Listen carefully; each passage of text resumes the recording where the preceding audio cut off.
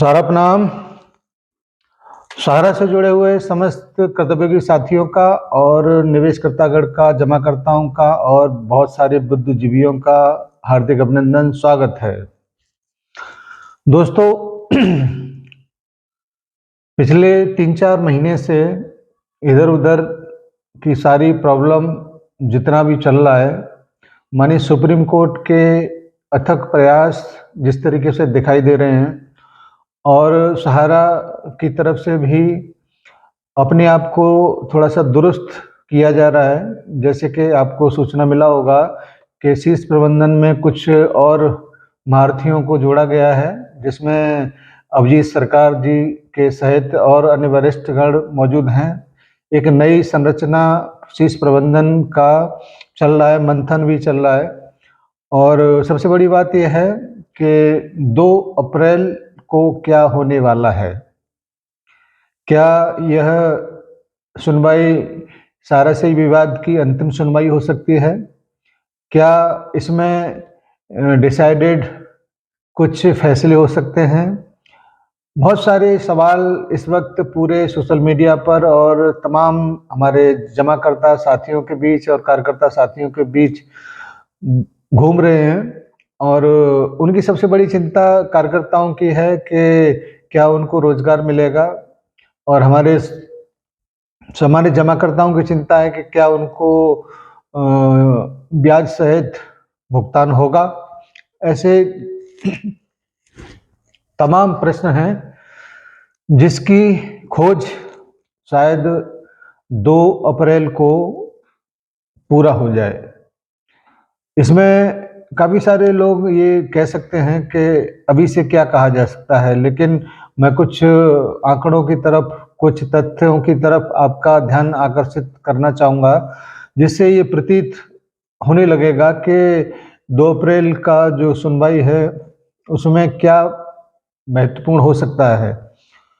आप निश्चित रूप से इस बात को सोच के चलिए कि अगर इतना भागीरथ प्रयास इन संस्थाओं का, चाहे वो सारण्य परिवार हो, चाहे वो सुप्रीम कोर्ट हो, चाहे वो सरकार हो, इनकी तरफ से अगर किया जा रहा है तो निश्चित रूप से अंजाम को बेहतर अंत देने का हो सकता है।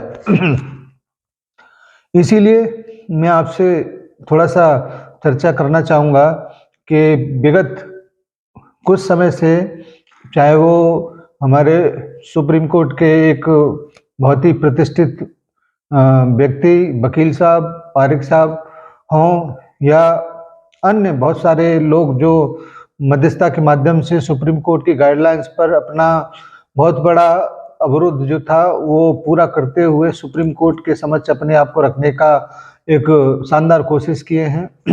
इसके साथ साथ जो प्रॉब्लम सहारा को लेकर पिछले 14 साल से सुप्रीम कोर्ट के आदेश को न मानने का एक अवमानना वाला मामला जो चल रहा था, उसको कैसे पूरा किया जाए, उसके अवरोध को कैसे समाप्त किया जाए, उसको लेकर भी सुप्रीम कोर्ट की तरफ से जो शानदार कोशिश हुआ है वो भी काबिले तारीफ है।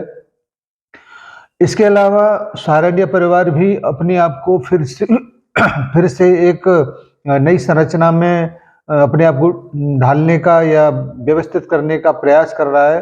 वो भी सोचने वाला विषय है कि ऐसा अगर कुछ करना ही नहीं है तो ये नई संरचना क्यों किया जा रहा है। चारों साइड से अगर आपको ये सोचने को, समझने को अगर मिले तो लगेगा कि जो प्रॉब्लम, जो समस्या, जो अवरोध इस मामले को समाप्त करने के लिए था, वो धीरे-धीरे करके सबको समेटते हुए एक जगह पर लाकर खड़ा करने का है। और जैसे ही सारी व्यवस्थाएं एक जगह पर खड़ा होंगी, उसके बारे में हमारे सुप्रीम कोर्ट के सामने बहुत सारी बातों को रखा जाएगा, तब किसी भी फैसले को, किसी भी डिसीजन को लेने में आसानी होगी। सोशल मीडिया के माध्यम से न तो सुप्रीम कोर्ट चलता है, न ही सरकार। सुप्रीम कोर्ट तो अपने नियम कायदे कानून के हिसाब से ही चलेगा और सरकार भी अपने जो दायरे हैं उसके मुताबिक ही चलेगी, और सहारनीय परिवार इन सभी को सहयोग करते हुए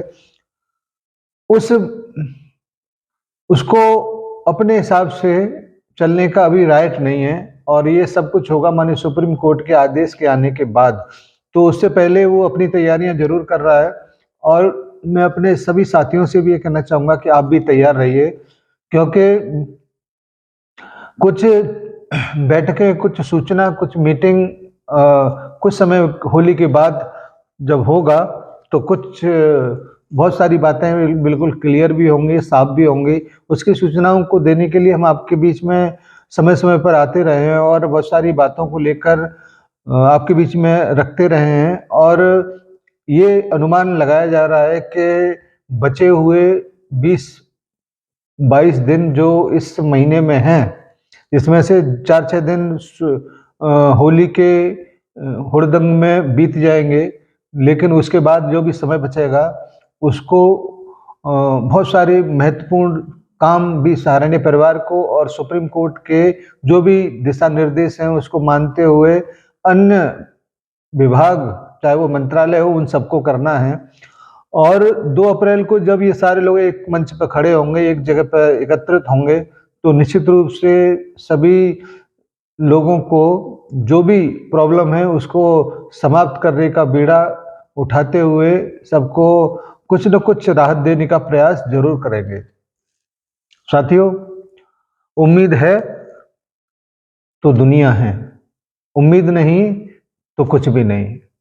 हमारे करोड़ों लोग जो इस वक्त सुप्रीम कोर्ट के समक्ष एक उम्मीद भरी नज़र से देख रहे हैं, उनकी उम्मीदों को पूरा करने का दायित्व तो इस देश की सर्वोच्च अदालत का है और निश्चित रूप से उसके प्रयास भले ही कोई देखे न देखे, लेकिन महसूस ज़रूर होते हैं। और ये जब सार्थकता के साथ एक मुकाम पर पहुँचेंगे, तो आप लोगों को लगेगा कि इसमें जितनी भी पेचीदगी थी, उन सबको दूर करते हुए वो एक अहम पड़ाव पर एक अहम डिसीजन देने के लिए बिल्कुल सही प्लेटफ़ॉर्म पर हम लोग आ चुके हैं। आप अपने आप को थोड़ा-सा सँभाल के रखें, क्योंकि आपकी ज़रूरत आने वाले समय में बहुत महत्वपूर्ण होने जा रहा है। और जैसे ही सुप्रीम कोर्ट की तरफ से दिशा निर्देश सहारनीय परिवार को दिए जाएँगे, उस वक़्त आपकी जो भी इंतज़ार की घड़ियाँ हैं, गुज़ारी हैं कष्ट में, वो छूमंतर हो जाएँगी। और निश्चित रूप से किसी को कहने की ज़रूरत नहीं है कि आप कितने बड़े कष्ट से गुज़रते हुए इस मुकाम पर पहुँचे हैं। साथियों, हमारा भी एक वरिष्ठ होने के नाते ये हमेशा से कर्तव्य रहा है कि अपने साथियों के दुःख-दर्द को थोड़ा-सा कम किया जाए, उम्मीद बना के रखा जाए और इतना करते-करते हम लोग यहाँ पर आ चुके हैं कि अब हम फाइनल डिसीज़न की तरफ अग्रसर हैं और निश्चित रूप से जब सुप्रीम कोर्ट इस मामले को लेकर बैठेगा, तो फाइनल डिसीजन ज़्यादा दूर नहीं होगा।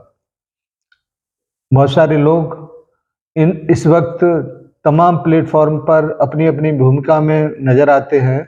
सकारात्मक दृष्टिकोण को देखते हुए बहुत सारे लोगों को एक उम्मीद बना के रखे हुए हैं, लेकिन वहीं पर बहुत बहुत ऐसे भी लोग हैं, जो इस मामले को बिगाड़ने की भी कोशिश में लगे पड़े हैं। मैं आप लोगों से केवल इतना ही अनुरोध करना चाहूँगा कि कृपया इतने सालों के इंतज़ार के बाद जब बहुत सारी चीज़ें समाप्त होने के कगार पे हैं, तो हम अपने आप को थोड़ा-सा संयमित रखते हुए कोई ऐसा कदम न उठाएँ जिससे कि मामले को बिगड़ने में देर न लगे। क्योंकि ऐसे बहुत सारे लोगों की मंशा है कि ये विवाद और लंबा चले जिससे कि उनकी रोटियाँ सिकती रहें और जिससे उनके खर्चे चंदा के तौर पर मिलते रहें। तो ऐसे अगर आप उनको साथ देंगे तो निश्चित रूप से थोड़ा-सा मामला बिगड़ सकता है, लेकिन लगता नहीं ऐसा कि उनके प्रयास इतने बड़े हैं कि मामला बिगाड़ सकते हैं, लेकिन थोड़ा बहुत हवा खराब ज़रूर कर सकते हैं। हमारे बहुत सारे लोग उनकी बातों में आकर अपने आप को डिप्रेशन में ला सकते हैं, इसीलिए इन सब से बचते हुए माननीय सुप्रीम कोर्ट के ऊपर कट कठोर विश्वास रखा जाए और पूरी आस्था रखा जाए संस्था के ऊपर और ये उम्मीद किया जाए कि हम लोग जितनी प्रॉब्लम से गुज़र कर यहाँ तक आए हैं, अब शायद उनका अंत ज़रूर होगा।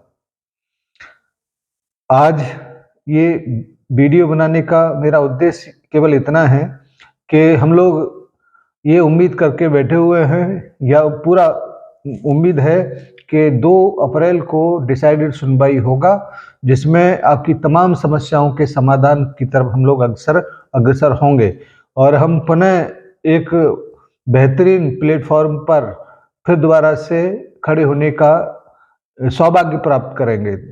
साथियों, बहुत मुश्किल से मिलता है एक अच्छा प्लेटफॉर्म, और बहुत मुश्किल से मिलता है सहारनीय परिवार जैसा परिवार, जिसमें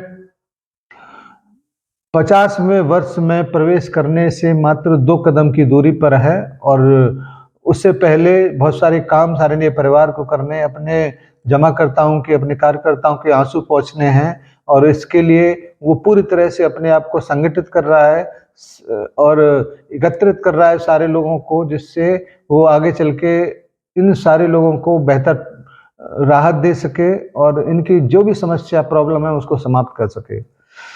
पोर्टल पर जो भी समस्याएं हैं उसका समाधान फिलहाल नहीं हो पा रहा है, क्योंकि जहाँ पर वो डिफिशियंसी दूर करने का थोड़ा सा सहयोगात्मक एक प्लेटफॉर्म तैयार किया गया था, वो शायद अभी बंद है, मगर हमें उम्मीद है कि जल्दी उसमें कोई रास्ता निकलेगा, जिससे कि हमारे जमाकर्ता डिफिशियंसी दूर कर कर अपने पैसे को फिलहाल जो भी संसाधन है उसके माध्यम से प्राप्त कर सकें। आगे चल के सहारनीय परिवार के माध्यम से ही भुगतान होना है, और ऐसा पूरा उम्मीद है कि जब तक सभी जमाकर्ताओं के कागज सरेंडर नहीं होंगे तब तक फाइनल सेटलमेंट नहीं होगा, और वो होगा सहारनीय परिवार के माध्यम से ही। इसीलिए आप लोग किसी भय भ्रम भ्रांति में ना आए और अफवाहों से दूरी बना के रखें। जैसे ही कोई खबर हमको मिलेगा हम आपके बीच में लाने का प्रयास जरूर करेंगे। धन्यवाद आज की इस छोटी सी मीटिंग के लिए। आपको बहुत बहुत आभार, शुक्रिया, आपने सहयोग किया।